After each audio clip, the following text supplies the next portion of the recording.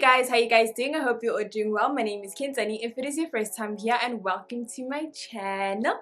What's good, what's popping? I hope you guys are all doing absolutely amazing. So today's video, I'm going to be doing a video on how I edit. So this is a video that I've been asked to do for a very long time. I just am finally only getting up to doing it now. But nonetheless, I hope you guys enjoy this video. Give it a big massive thumbs up, comment down below any other questions that you guys have, and I'll definitely answer them for you guys. And please don't forget to subscribe to my channel, and let's get right into the video.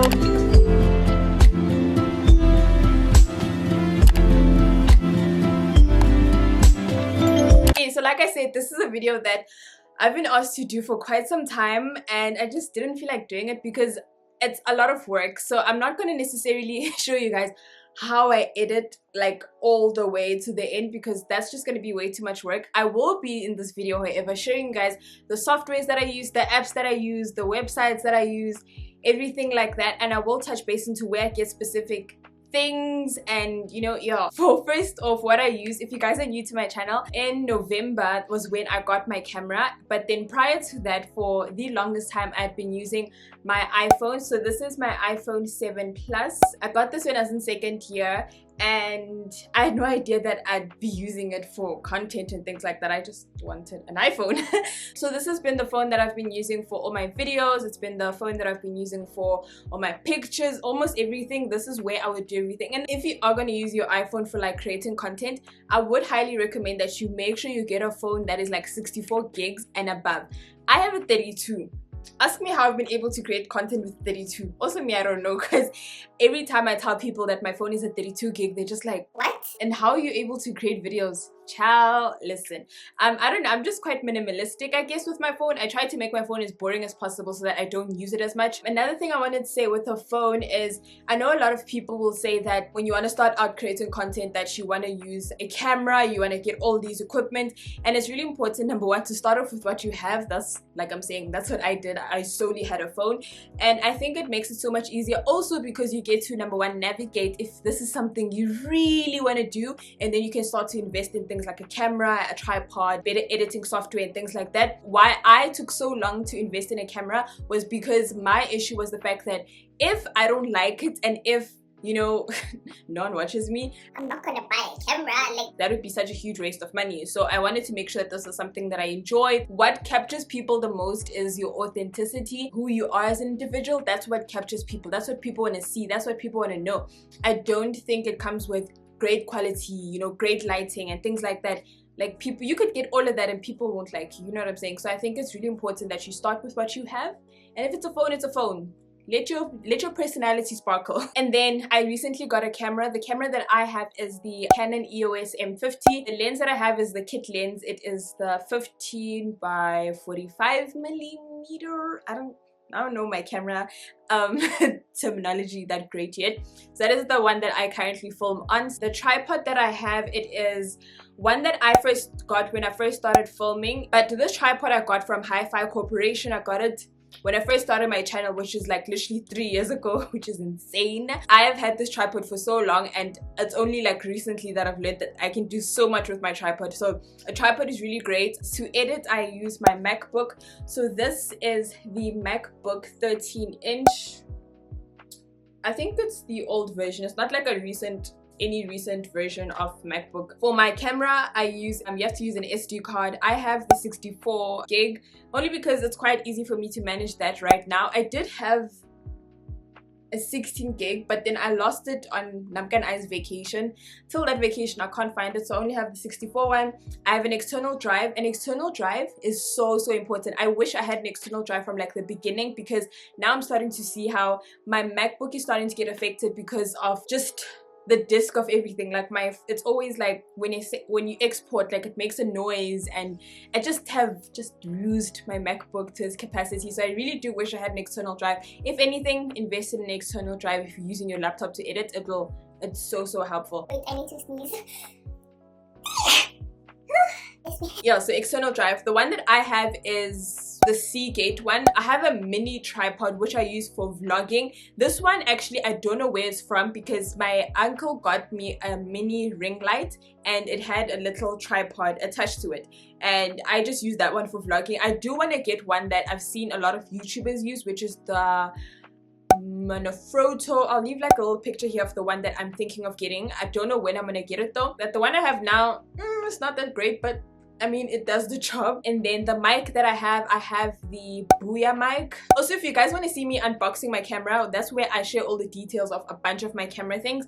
I will leave the link to that video also down below. Oh, also another thing that I wanted to mention is I feel like for the most part when you start out, if you get a Canon M50, the kit lens is not that bad. Like it's not that bad, but I will say at some point I would like to invest in like better quality, you know, fire lenses, but I'm in no rush at this point. It's doing the job. I will say that why I picked this camera specifically is because it has an interchangeable lens thing, so I can like buy a bunch of lenses and add them to this. Whereas if I were to get, I did consider getting the Sony ZV, that one, but the reason why I didn't get it is because I can't interchange lenses, and this one I can interchange lenses. So that's something I found important because it will last me much longer, because the lens is what matters more than the body, you know what I'm saying? So next we're going to get into Instagram, how I edit my pictures really quickly. And the only reason I'm doing this is because it's a question I get quite a lot, and also I do have a video on how I edit my Instagram pictures, but I'm gonna add this in because I have changed the filter. So I just wanted to like make a disclaimer as to say I changed my filter. For Instagram, I used to use VSCO for the longest time. I still have it on my phone, but I don't use it as much. But I had VSCO, and then I would buy a bunch of filters. I don't know why, because I wouldn't use all these filters, but I just loved buying filters. So I have a ton of them. And then at some point, I also switched over to VSCO X, which is a monthly subscription, or you can even do yearly. I think yearly it's 300 and something, and then per month it's like 89 rand a month. And that gives you access to all the filters. And also what I do enjoy is the fact that you can add filters to your videos, which makes it quite helpful. For I know for me, I use it mostly for Instagram, because I did want my videos to also have the same filter, just to match the aesthetic, I guess, of the feed. So the one that I use is called Teza. I think Teza is exclusive to Apple products, if I'm not mistaken. I will check for you guys. Teza is a monthly subscription one where you pay every month to access everything. What I do enjoy about Teza is, number one, the filters are beautiful, and I like how you edit the pictures. It helps with brightness. It's so nice. And then also you can also include videos, so you can edit, but obviously that would require you to pay a subscription. It's really good. Like, I truly enjoy Teza. The filter that I use is called Vintage. Yeah, it's just Vintage. So it has Vintage 1, Vintage 2, Vintage 3. So I use like Vintage 1. That's the one I use for all my pictures. That's the one that you guys see. Now, honestly, I don't even do the process of how I used to edit my pictures anymore. I just go straight into Teza and just add the filter and go, because the filter is just so pretty and does everything I needed to do. So, and then for Instagram stories, sometimes I will use Unfold. So Unfold specifically, I would use it when I would, like, if I need to promote a new YouTube video on my Instagram stories, I would use that. Back to YouTube. So YouTube, for my editing, I use iMovie. iMovie is easy peasy. So I personally taught myself how to edit. Like, I just, number one, watched a ton of YouTube videos just to get the feel of everything, and number two, I would also just play around with the editing app. Like, I think when you play around with it, like, you get to see what it wants. You get to play around with it. And I feel like another thing people use that I've seen is people use Filmora. I've heard good things about Filmora, especially if you don't have an Apple product. If you have like a Windows laptop, a Lenovo, if you have those, Filmora does the trick. I know some people do use Windows editor, and yeah, I'm just speaking on what I use. I use iMovie. iMovie is very great, very easy, very basic to use. It's really not hard. I think for me in the beginning, I did find iMovie quite hard, but that's only because I was using my phone. I was straining my eyes. It was limiting me. And once I got a MacBook, it made it so much easier to do everything. So let me just explain my editing process. So I add the clip or whatever that I'm doing. I will cut out I'll cut out all of my silences, like when I'm really quiet or if I made a mistake, I will cut those out. And then I also try my best to cut out all of my because I do say quite a lot, so I try to cut out all my so that's like the rough cut of everything. And then once I feel like I've done all of that, then the nice part adds in. I get creative, I add all the cute doodles, I add the end screen and everything that I want to do, I add that. And then you export, upload to YouTube, and ouch, that hurts. And yeah, so that's everything that I do. And then I use natural lighting. I do at some point when I invest in like a soft box. I don't want to use a ring light because I feel like there's really no point for a ring light. It's quite small. I feel like 2 light boxes. I was watching Heather's YouTube vlog where she bought them, and also I was watching Vicky's video that she did with Heather, and the lighting looks so good because they do help in the sense of videos, because then I can, if it's gloomy, I can still film, as opposed to solely relying on natural light and sunlight. Sometimes sunlight isn't the best, especially now. If you guys can see, like if you guys saw throughout the video, it's like partly cloudy, so like it gets highly saturated and then doesn't, and then highly saturated. So sometimes it really helps if you have like a balance of lighting throughout. So for now, I've been using natural lighting, and I mean, it does the job. It's not that deep. And then to create like green screens, so green screens essentially are what you add to add like a graphic or doodle. Essentially, how you add graphics and how you add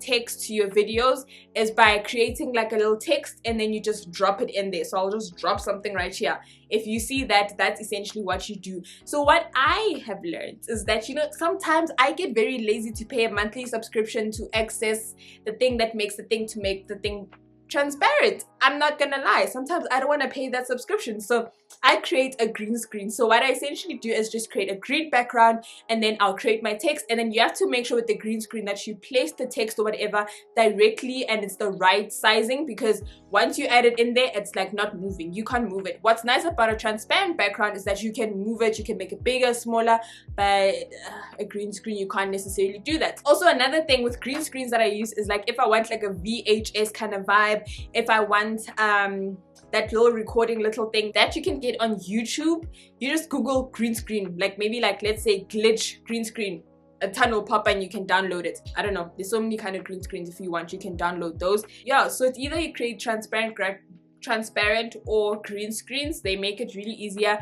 It's nice to like add some vibe to your videos as opposed to it just being quite boring. I have noticed that, you know, it keeps people watching sometimes, but you don't want to do way too much because that can be way too much to the eye.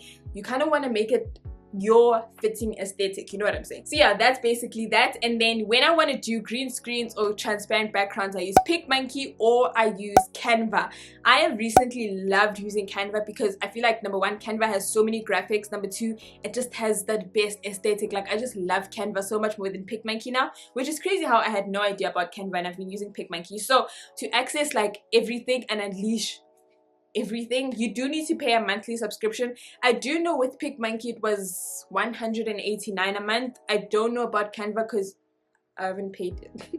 It's really nice, like you access everything, and if you want to invest and do it monthly, you definitely can. Another way I have learned to do transparent backgrounds is to go on PicMonkey, but then on my phone. So PicMonkey desktop will not allow me to create transparent backgrounds, but PicMonkey on my phone allows me to do that.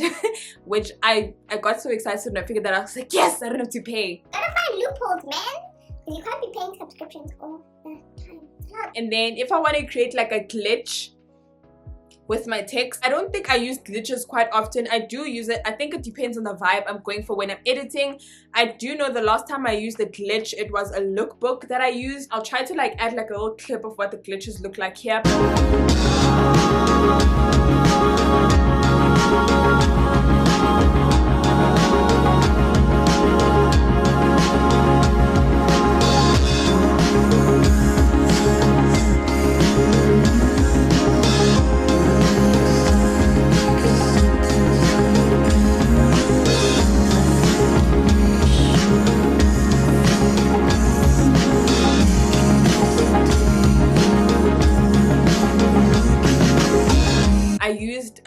Apps called Glitchy and Glitch Art for the glitch effect to make text wobbly I use an app on my phone called Video Star, and honestly all these things would be so much easier if I had Final Cut Pro. Final Cut Pro is like the superior version of iMovie. Like, it is here. I do know how to use it because I had to use it at church when I'd edit at church, and I tried to use the trial and I want it so badly, but it's 5,000. I think now it's probably like 6,000 rand, and that's a lot of money. It's something that I definitely want to save. Like, at the end of the year I want to start using Final Cut Pro and just get rid of iMovie, but I'm working towards that. So also another thing is how I get my fonts. So with fonts, you can get a ton of fonts on Canva, and PicMonkey like has unlimited ones. Some of them are locked because you have to pay a subscription, but one thing I've learned how to get more is to go to this website called www.thefont.com. On here it has a ton of fonts that you can just download and then just add them to where you want the font to be, and then you get free fonts. Now we're gonna get into how I create my intros and my end screens and my banners and all of that stuff, all of that things that you normally see. So with that I use Canva. So that's where I used everything. I always switch up my backgrounds and my end screens and end cards because I get bored very easily. So as you guys have known, I think I've changed them probably like 7 times. Honestly, I'm always changing them up. The one I do have now I do love. Kind of bored already but I do love it so much. And then another thing is music. Where do I get my music from, child? So if you do YouTube, you can't use copyrighted music. So what you need to use is use copyright free music, royalty free music. And how I do that is there's a YouTube channel that I use, has copyright free music. It's called Audio Library, and I used to go there all the time. It was my favorite to use. It has such good music, different kind of music. You can find the kind of music that you want. Recently I've been using Hello Thematic. So Hello Thematic is a website where you can go if you're a creator to get free copyrighted music, and there it has the vibes. Okay, it has such good music and I do love it. So for me, music that I like to use, I like using more so like lo-fi. The music needs to set the tone of the video. You can't just add a doom doom doom and you chill, you know what I'm saying? Like, you need to find a song that like just suits everything perfectly. So yeah, I like more the lo-fi, you know, that's my vibe. So to create my thumbnails, I recently have switched up how I use my thumbnails, but I will just go through a whole process. So before I would use PicMonkey. So what I do with my thumbnails is sometimes when I'm done with the video, I will pose and take a picture or whatever, or sometimes I won't feel like it and then I will have to scroll through my video to find a screenshot and then use that as my thumbnail. A thumbnail is very important because it does intrigue the person to go into the video. And another thing I use is called Fonto. Fonto is where I would use it when I still used fonts. So I would go to Fonto and then I would use all the fonts and do all that. So let me go back. I take a picture and then I edit it like I would my Instagram. I use the same filter that I use on my Instagram pictures, and then what I do is I go into Fonto, or that's what I used to do, and add the text of whatever I wanted. And then before I would also use PixArt sometimes to just get the stars. So I went through different phases, like my phases of how my thumbnails, like I went from here to here, and then from here to here. Like, I'm always switching up how I create my thumbnails. PixArt I would go mostly because it had transparent backgrounds on like stars. I used to like adding stars once upon a time to my thumbnails. Now I hand draw my thumbnails, which is so much fun. So I use Procreate Pocket. Now Procreate Pocket, I had to buy it. It was, I think, 60 something rand if I'm not mistaken. So I use it on my phone and I create my thumbnails on my phone. Now I will say that for me, I want an iPad so I can create my thumbnails so much nicer. For now it's quite straining on the eye because this is me the whole time when I'm creating my thumbnails, and it does take quite some time, but it's fun nonetheless. It's still so much fun. Yeah, that's how I create my thumbnails. And then if it's like a vlog, you know, you want to add like different factors of what the vlog kind of entails, I will go to Canva and I'll just add that and then just add the pictures, then go back to Procreate and then create the doodle and what. Oh, also another thing with Procreate, if you guys have noticed, I kind of forget to do this now, but every time I have a video, when the video starts, it has a cute hello graphic, and then at the end it has a cute bye graphic. It also has a subscribe one, so I hand draw those. So I create like those cute gifs with Procreate as well. And that's essentially everything. Like I said, I'm not really necessarily demoing everything, but I did show you guys the best that I could how I do things, just in a very quick manner, just to show you guys things. And I think the reason why I can't necessarily be like, oh my gosh, I'm gonna share how I personally edit, because that's just how I edit. It's very nice to like find your own aesthetic, how you want to edit, how you like your vibe. It's really fun to just edit. Like, it's fun to just create videos and just get hella creative with it. So yeah, this is the end of the video. This is how I edit my YouTube videos and the apps that I use. It was so much fun to share this with you guys. So this is the end of the video. Thank you guys so much for watching. I truly hope you guys enjoyed. Don't forget to give this video a big massive thumbs up if you liked it. Comment down below any other editing questions that you guys have and I will answer them. And please subscribe, and I'll see you guys in my next video. Bye.